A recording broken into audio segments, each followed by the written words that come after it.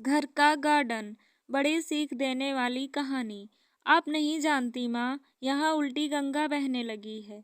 ससुर जी जब से रिटायर्ड हुए हैं, मेरी सास और ससुर दोनों किसी फिल्म के लव बर्ड्स की तरह अपने आप को जवान समझने लगे हैं। दिन भर हमारे घर के पास बने गार्डन में झूले पर बैठे बातें करते रहते हैं। उन्हें अपने पक चुके बालों का भी ख्याल नहीं है अब। इस उम्र में उन्हें ऐसा व्यवहार क्या शोभा देता है। कविता अपने ससुराल के समाचार अपनी माँ को बता रही थी। तभी सास अलका उदास मन से रसोई घर में जाती है, क्योंकि बहू की वो कड़वी बातें उन्होंने सुन ली थी। उसकी सभी बातों को नज़रअंदाज कर सास मसाले वाली चाय बना के पहले एक कप बहू को उसके कमरे में देकर दूसरा कप अपने पति सोमनाथ के लिए लेकर जाती हैं। बहू ये देखती है और अपना मुंह टेढ़ा करती है। सास ने फिर से एक बार उसकी तरफ दुर्लक्ष किया, क्योंकि ससुर के निवृत्त होने के बाद यह उनका रोज का ही नित्यक्रम बन गया था।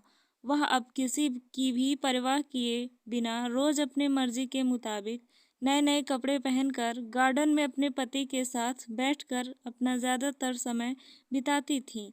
उन्होंने अपनी पूरी जिंदगी अपने बच्चों के लिए काम करते बिता दी थी, इसलिए अब बची खुची जिंदगी वह दोनों एक साथ समय बिताकर जीना चाहते थे। आनंद निवास बंगले जैसा 2 मंजिलों का घर पति पत्नी का ये सपना था, और उन्होंने बड़ी मेहनत से इसे पूरा भी किया था। अलका जी ने घर के सामने बड़े प्यार से उस गार्डन को बनाया था और वहाँ पर कई फूलों के पौधे और बेलें लगाई थीं। उन्हें उगाए चंपा, जसवंती, मोगरा, गुलाब, ऐसे दर्जनों फूलों की खुशबू से उनका गार्डन हमेशा महकता रहता था। अलग अलग ऋतुओं में अलका जी अलग अलग सब्जियां भी अपने उस गार्डन में उगाया करती। रसोई के लिए धनिया, पुदीना और मेथी उन्हें कभी बाहर से खरीदी नहीं पड़ती थी। इतने सालों तक काम की भाग दौड़ में सोमनाथ जी कभी भी इस जगह का आनंद नहीं ले पाए थे, लेकिन अब उनका पूरा खाली समय इसी जगह पर बीतता था। दरअसल एक और छोटा सा घर वहां बना सके इसलिए उन्होंने वह जगह खरीदी थी, लेकिन अब वह संभव नहीं था। अलका जी को अपने बनाए उस गार्डन में एक झूला चाहिए था, जो उन्होंने लाकर दिया था, और अब वही झूला उनको एक दूसरे के साथ ज़्यादा से ज़्यादा सुखमय समय बिताने का जरिया बन गया था। उन्होंने अपने घर में सभी ज़रूरी चीज़ों की और बाकी ऐशो आराम की चीज़ों की कोई कमी नहीं रखी थी। फिर भी बहू को दोनों का उस झूले पर बैठकर समय बिताना खटकता था। पहले दिन भर उसके साथ रहने वाली सास अब ज़्यादा समय अपने पति को देने लगी थी। अपने सास ससुर को टोंट मारने का एक भी मौका कविता नहीं छोड़ती थी। वह हमेशा अपना दिमाग उनको उस जगह से हटाने के लिए लगाती, और एक बार उसने ऐसा करने के लिए एक षड्यंत्र भी रचा। अजय, तुम्हें नहीं लगता हमें एक बड़ी कार लेनी चाहिए? कविता ने अपने पति से कहा।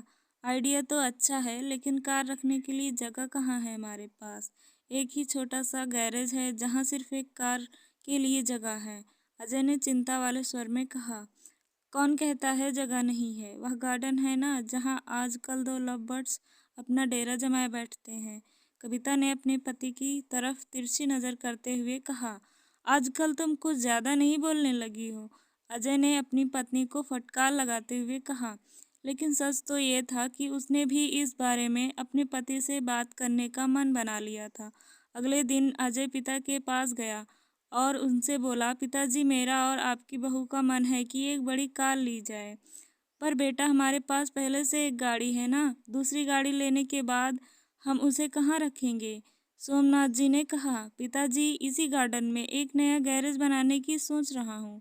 कविता को इस गार्डन की कोई पड़ी नहीं है, और माँ भी भला और कितने दिनों तक गार्डन का ख्याल रखेंगी। इसलिए अच्छा होगा कि सभी पेड़ पौधों को तोड़कर यहाँ गैरेज बना दिया जाए। अजय ने अपने विचार बताए। दूर खड़ी अलका जी का यह सुनकर जैसे दिल ही बैठ गया। सोमनाथ जी अपना गुस्सा दबाते हुए बोले, मुझे तुम्हारी माँ से पूछना पड़ेगा। मुझे थोड़ा वक्त दो। क्या पिताजी, इसमें क्या मम्मी से पूछना? अब दोनों तो किसी का विचार करते ही नहीं हैं। दिन भर झूले पर बैठे रहते हैं बिना 4 लोगों के बारे में सोचे। अब कविता घर में है, छोटे बच्चे भी हैं घर में, और आने जाने वाले लोग भी तो आपको कैसे देखते हैं? आप किसी का विचार नहीं करते। अजय थोड़ा चिढ़ते ही बोला। अंदर से कविता की बड़बड़ भी चालू ही थी। सोमनाथ कुछ नहीं बोल पाए। उस दिन बेटे और बहू ने बाहर से खाना मंगवाया था, लेकिन अलका और सोमनाथ जी के गले से निवाला उतरे ना, ऐसा हो गया था। उस पूरी रात दोनों ही जागते रहे, लेकिन सुबह सुबह कुछ विचार आने से सोमनाथ जी के चेहरे पर मुस्कान आ गई थी। सोमनाथ जी खुद रसोई में जाकर चाय बनाकर लाए थे, लेकिन अलका जी इतनी निराश थी कि वह आज बगीचे में किसी भी पेड़ पौधे को पानी तक डालने नहीं गई थी। पूरा दिन तो बड़ा ही नॉर्मल तरीके से गुजरा था, लेकिन शाम को अजय की आंखें फटी की फटी रह गई थी जब उसने घर के आगे घर भाड़े से देना है का बोर्ड पढ़ा था। अजय ने सोमनाथ जी से कहा, पापा माना कि हमारा घर बड़ा है, लेकिन इसका मतलब यह नहीं है कि हम उसे भाड़े से दे दें। बेटा, अगले महीने मेरे साथ काम करने वाले शर्मा जी रिटायर हो रहे हैं और वही अब इस घर में भाड़े से रहेंगे, सोमनाथ जी ने कहा। लेकिन वह कहाँ रहेंगे? अजय ने अपनी शंका भरा सवाल पूछा। घर के उस हिस्से में जहाँ तुम रहते हो, सोमनाथ जी ने कड़क आवाज में कहा। और पापा, हम कहाँ रहेंगे? नरम पड़ती आवाज में अजय ने पूछा। बेटा, मैं मानता हूँ कि मैं तुम्हें इस लायक तो बनाया है कि तुम अपने पैरों पर खुद खड़े हो सको, इसलिए तुम्हारे पास 1 महीना है। तुम अपने लिए नया फ्लैट ढूंढ लो या कंपनी के फ्लैट में रहने चले जाओ। वहाँ तुम्हें तुम्हारी उम्र के लोगों का साथ मिल जाएगा और इस घर में हमारी उम्र के लोगों का साथ मिल जाएगा। तुम भी सुखी और हम भी। सोमनाथ जी ने सब कुछ साफ साफ बताया। पापा, लगता है आप तो नाराज हो गए। कल मैंने जो भी कहा मेरा वह मतलब नहीं था, अजय ने अपने पापा के आगे हाथ जोड़ते हुए कहा। नहीं बेटा, तुम्हारी जनरेशन में हमें एक सबक दिया है कि कैसे प्रैक्टिकल बनकर रहा जाता है। हम बड़े तुम बच्चों को साथ में देखकर खुश हो सकते हैं, तो तुम्हें हमें साथ में देखने में क्या प्रॉब्लम होती है?